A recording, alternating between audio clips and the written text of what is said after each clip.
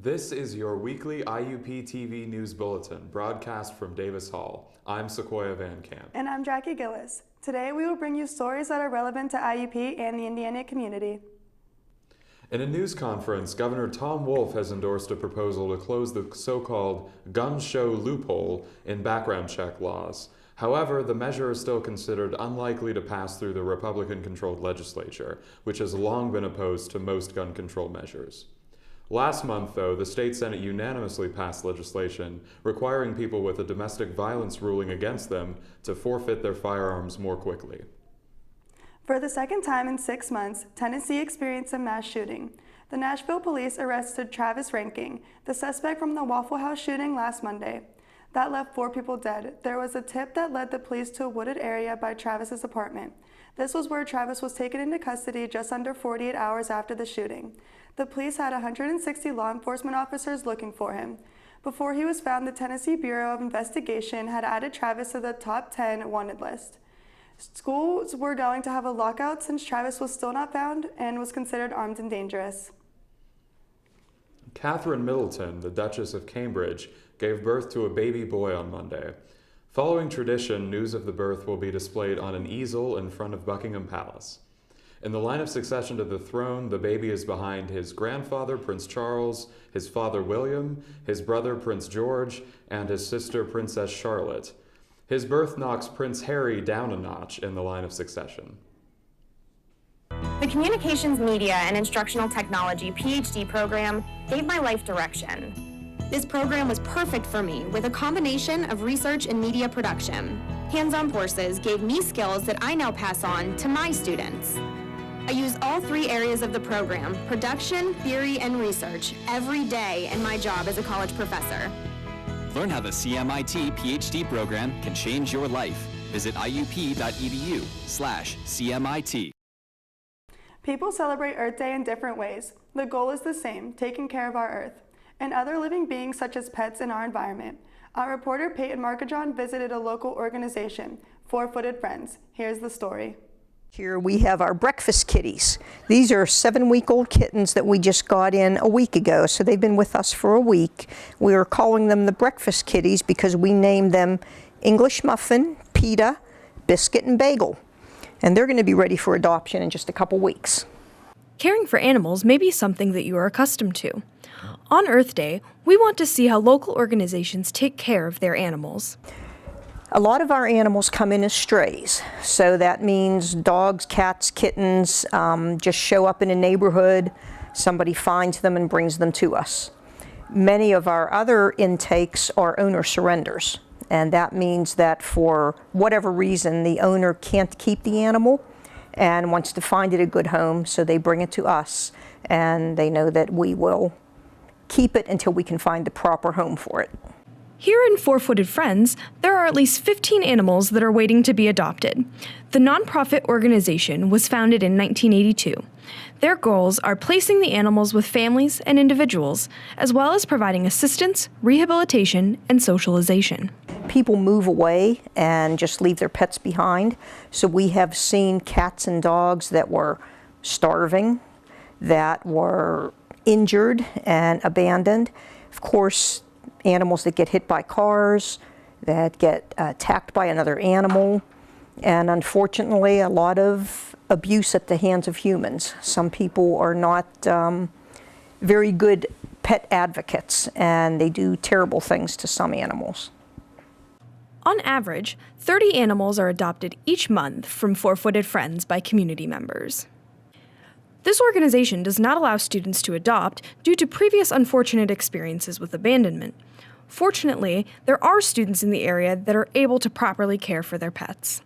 Meet Ace. He was adopted from an organization like 4-Footed Friends. The owner, Kirsten, is an active student in the journalism department, and she decided she would benefit from having an animal companion.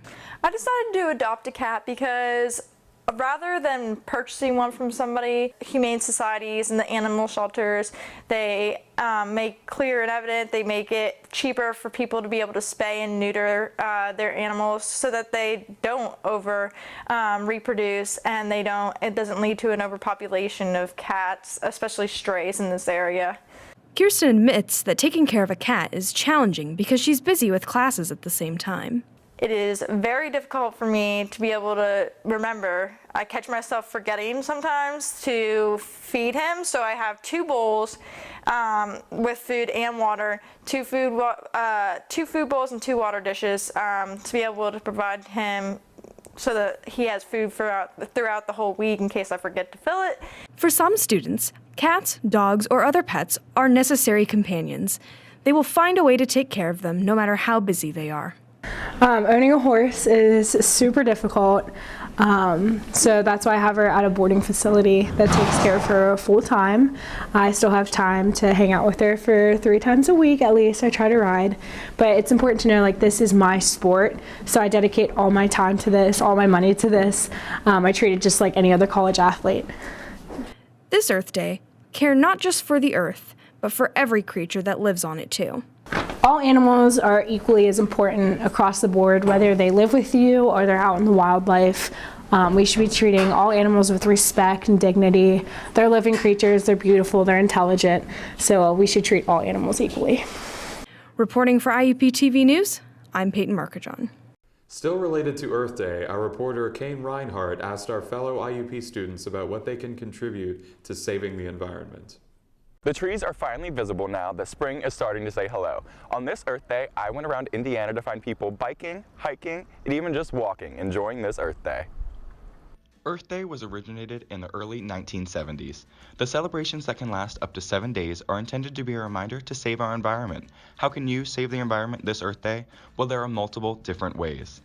The easiest ways to help on Earth Day include planting a tree, conserving water, and conserving electricity. Unplug those phone chargers and turn off those lights when you're not using them. Not everyone knows these tips, however, so I took to my fellow community members to ask how they're going to be celebrating Earth Day. For Earth Day, I try my best to keep all my lights off, and I do my best to recycle every day to make sure the earth is clean. Try not to drive my diesel truck around. So for Earth Day, I like to recycle every day of the year. I think that's probably the best way for me to help the earth. The way I like to celebrate Earth Day is by walking instead of driving. That way I'm not polluting the ecosystem. Try taking shorter showers, and also by donating to the senior gift, which will be a tree. Looking out for our environment and being aware of it is a crucial part of making this world a great place to live. Happy Earth Day. I'm Kane Reinhardt with IUP TV News.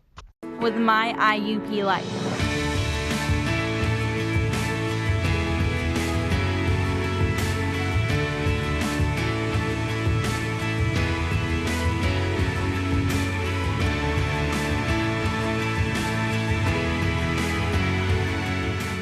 See it for yourself.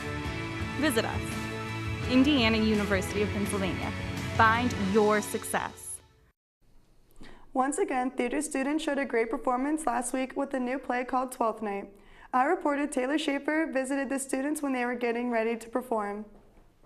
As the spring semester convened, students in the theater department are excited to show their last play this season, 12th Night and What You Will. 12th Night was written by Shakespeare and first produced in the year 1602. It tells a complicated love story of a woman who chooses to dress as a boy for her safety as well as to find a job. Compared to the original story, audience will see more comedy in it as well as enjoying the song, dance, romance, comic pranks, clowns, pirates, and more. I had the opportunity of speaking to different cast and crew members about their thoughts on 12th Night. A lot of tomfoolery and a lot of lessons about what it truly means to love someone, whether it be the bounds of gender, whether it be the bounds of class and social status. All of these things are found in this production. I hope people can see that Shakespeare is actually funny and can be a good time and not just a drab and tragic. I want people to take away the fact that women can be strong, both on stage and in real life, and also that Shakespeare is actually incredibly entertaining. It can be very comical and funny and not just somewhat boring like some people may think, because it can be very long, but with the right actors in the right direction, that a Shakespeare can be put together very clearly and have incredible lines in between that everyone can enjoy and understand. definitely that Shakespeare is a lot funnier and easier to understand than it might seem. I mean, once you get past the iambic pentameter and everything, you finally understand really what's going on. Plus, I mean, it's done a lot for new age shows. I want people to take away that Shakespeare isn't just what you learn in your literature classes, what you read on the paper. It's alive, it's full of love, it's full of drama, it's full of fighting, it's full of intrigue. It's honestly, it's one of the greatest joys in both theater and literature, and finding that happy medium where you can actually experience the full range of his writing and his creation of worlds. It's beautiful, and I want them to take away as much love for Shakespeare as I have for him. Although the performance adds a sense of comedic relief, there are challenges involved with being a full-time student and also performing. It was a lot of mental preparation. I had to learn how to be myself, but be myself in a Shakespearean way, which was very different than a lot of contemporary acting pieces that I've been a part of. And it's a very interesting humor because with the difficulty of the language, you have to be able to tell with your body. Management is hard, especially as a freshman, being thrown into a big production like this. But it's really, you just have to make sure that once you're in school mode, you're in school mode, and once you are in the theater, you're in that mode as well. I think the hardest thing for me to overcome was definitely my posture, because before I was very relaxed and not as proper that I needed to be, but now with Shakespeare you have to really hold yourself up. So I think that was the thing that I struggled with most, and probably understanding the language as well. The hardest step was probably learning how to talk the language and speak it in a way that people can understand. What is special to the theater department about Twelfth Night is it is the last play being directed by the Dean of Fine Arts, Dr. Michael Hood, who is retiring this semester. Samantha Nichols shares her thoughts on his retirement. I am both so happy for him because he definitely deserves it, but also very sad because the other production that I mainly worked on here in this department was with him. I was Agnes Evans in She Kills Monsters. So getting to work with him in both an actor and a crew/directing position, I know that he has so much information and so much talent and so much love for the theater that I'm so sad to see him go, but at the same time, because of his so many years dedicated to the theater department, he definitely deserves the time. The play included many lessons, but one of them is that we should be who we are, rather than whom we may be expected to be. I'm Taylor Schaefer, reporting for IUP TV News. It's hard to explain. It just became home. There are hundreds of majors and programs, bachelor's degrees to PhDs, small classes and faculty that really get to know you. Amazing internships and everywhere, programs that help to find a job that is right for you. It's what IUP is about, a commitment to your success. See it for yourself. Visit us, Indiana University of Pennsylvania. Find your success. Last Saturday, Damaged Dolls Incorporated, an IUP-based modeling organization, held an event called Doomsday in Zink Hall. About 80 people came to the event. Our reporter, Taylor Jones, visited this event. At last, a modeling troupe is having their fashion show event, Doomsday, in Zink Hall. The organization called Damage has brought fashion to IUP for over a decade. It's actually Damaged Dolls, but since we have like other modeling troupes that we're associated with, we usually go by Damage Inc. modeling troupe for all those that are incorporated under us. After this whole school year, this organization finally decided to bring their first big event for everyone to see. My freshman year, we had a show called D-Day, and I wanted to dedicate this as part 2 of D-Day because it's Doomsday, we're coming. It's time to show campus what role models are, what leaders are, and prepare for redemption. Considering how big this event was, it took a lot of time to plan it all out. I would say the idea sparked last year, And in December, I started putting pieces together for the show. With help of my board, every now and then we'll come back, try to meet with it, see how far we want to go with it, how big we want to make it on campus.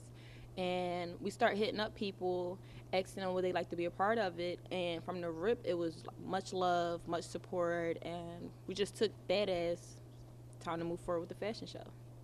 There are at least 12 girls that are participating.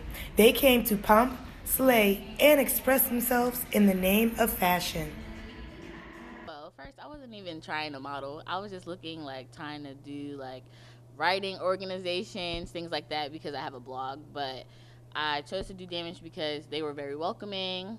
When it came to IUP Day, everybody was very welcoming, especially Corinne. She was like, hey, you do your own makeup, you should do Damage. So I came to practice, to tryouts. I made the team. I was like, oh my gosh, I made the team. All hyped because I'm a freshman. I don't know nobody. I'm trying to get friends. So I know I had self-esteem issues, but I feel like Damage helped bring my confidence out there, because it's you don't see a lot of girls who are tall embrace being tall at all, because it's oh, you're abnormally tall. Girls are usually 5'4" and under for real. So it just helped me bring a newfound perspective on my personality, and it helped me blossom into the person that I am today. Will we be seeing more of Damage? We'll see. After this semester, this modeling troupe wants to take a break for a while. You will indeed be seeing more of Damage, We're not too much out there. We're not loud about the things that we do because we focus more so on being leaders and being academic scholars. So when it comes to us and how we carry ourselves on campus, we carry ourselves in a certain manner. So you'll see a lot more events by us, but anything other than that, you'll see us as leaders. After the show, I got to talk to people that were in the crowd to see what were their favorite parts of the show. Walks really nice. The Me Dolls, little babies. The Me Dolls was really nice. They was out here doing their thing. Seeing the little babies do what we do. It was really cute. It was really cute. So I was like, okay. The walks is nice. Mm-hmm. The music. Yeah, it was a nice show. It was a good show. Mm-hmm. Worth the wait, worth the coming to, you know? Many organizations, just like Damage, have fashion shows. So if you're into this, make sure to be on the lookout on IUP's campus. I'm Taylor Jones, reporting for IUP TV News. A few weeks ago, we reported the Research Week where students presented their research projects. This semester, we would like to congratulate our former host, Taylor Jones, for winning the Outstanding Research Presentation Award from the College of Education and Communication. Coming up, Taylor Schaefer will bring you the sports and health stories. Stay tuned. All your professors, all of them, they know that all it takes is one dreamer with passion, one person, and they hope in each of you that you might be that one who makes a longer-lasting light bulb, who writes music for the ages, who reaches into the mind and discovers a new star and who can change the world of a fifth grader. We're gathered here to hope in you.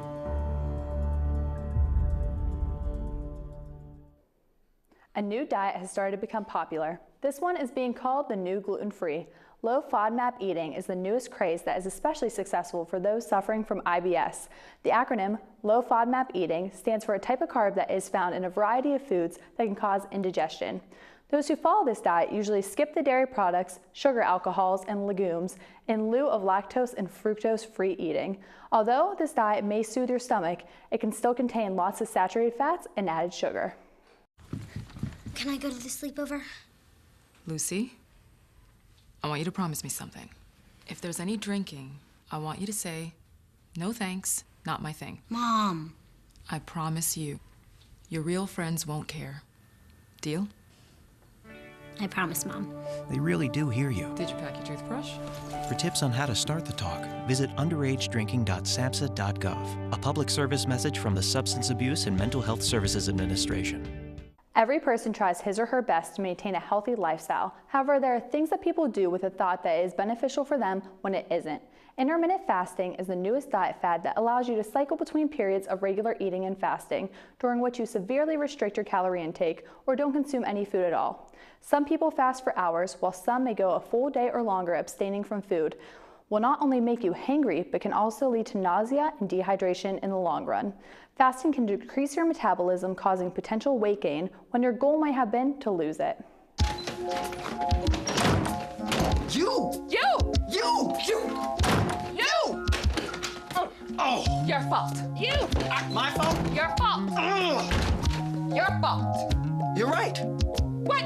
It's my fault. What do you mean your fault? You're right, it's my fault. Maybe both of us? Maybe just you.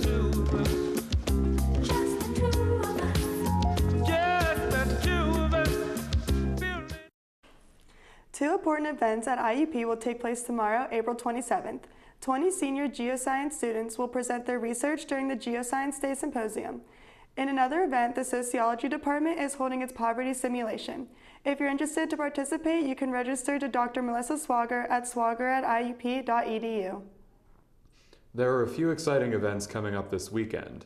On April 28th, IUP is hosting the 18th Annual Jazz Festival at Fisher Auditorium, featuring an IUP Jazz Band and IUP Jazz Ensemble. The ticket cost is $6 for IUP students with an iCard and $8 for regular admission. On April 29th, Static will hold the 30th Annual End-of-the-Year Cookout. The event is free for the IUP campus community. It will start from 12 p.m. to 4 p.m. on the Hub Front patio. Next week, we will bring you stories related to Hunger Awareness Week, as well as events around IUP and Indiana, PA. Please stay tuned. We'll see you next week.